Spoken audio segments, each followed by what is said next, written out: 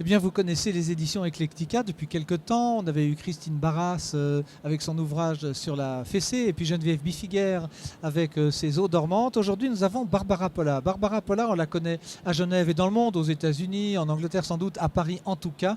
Médecin, aujourd'hui galeriste et romancière. On connaît vos livres théoriques, celui qui était imprimé à l'envers pour les hommes et les femmes. Mais là, on est dans la fiction. Bienvenue, Barbara. Bonjour. Nous, on se Merci. connaît depuis un peu plus de 20 ans. Je ne veux pas vieillir quiconque derrière l'écran.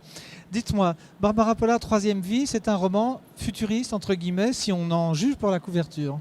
C'est un roman futuriste, mais c'est aussi un roman très actuel puisqu'il parle d'amour et de mort et que ce sont des sujets depuis toujours. Et puis il parle de l'impossibilité de posséder l'autre, à la rigueur d'apprendre à le connaître, mais certainement pas de le posséder.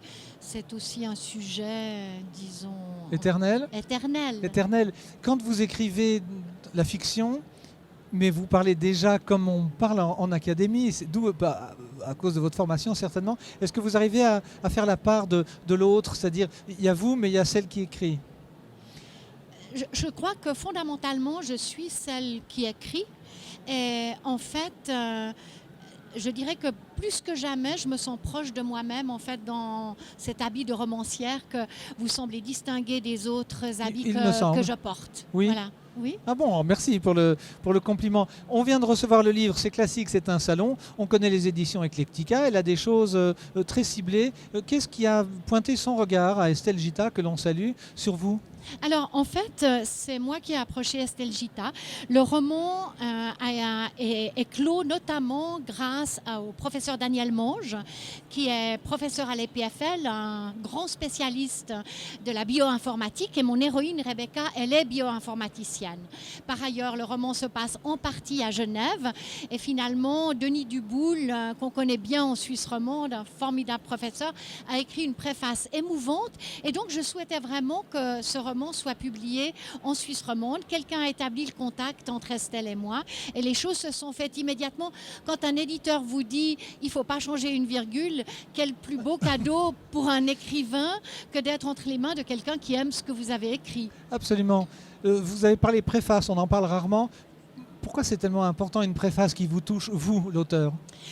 En fait, quand je lis la préface de Denis Duboul, j'ai presque l'impression qu'on n'a plus besoin de lire le livre. Donc je trouve ça extraordinaire.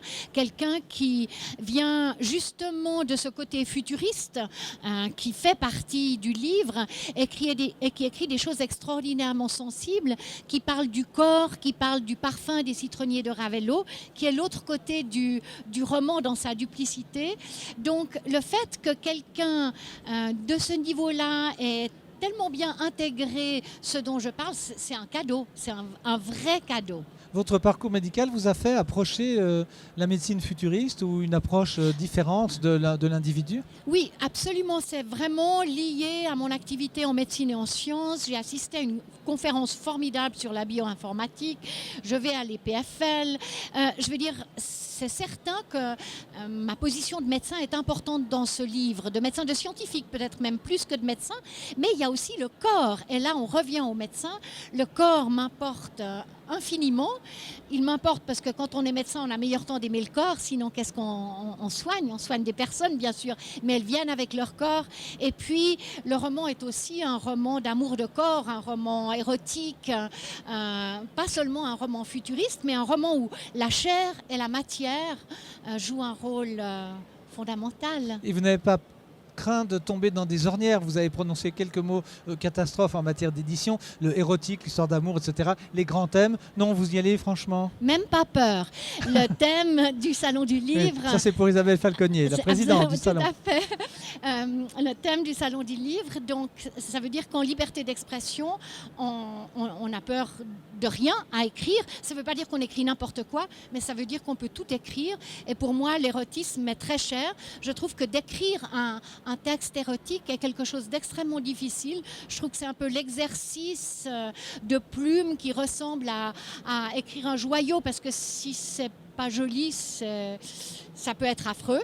Et donc, voilà, j'ai mis beaucoup de moi-même dans les quelques pages érotiques de ce roman. Merci beaucoup Barbara Polla. À vous de mettre 10 vôtres et d'acheter le livre. Il sera peut-être et sans doute, on ne fait pas de promesses en l'air, au catalogue de France Loisirs. C'est donc aux éditions Eclectica. Barbara Polla, Troisième vie. Merci Barbara et bon Merci salon. Daniel Bernard.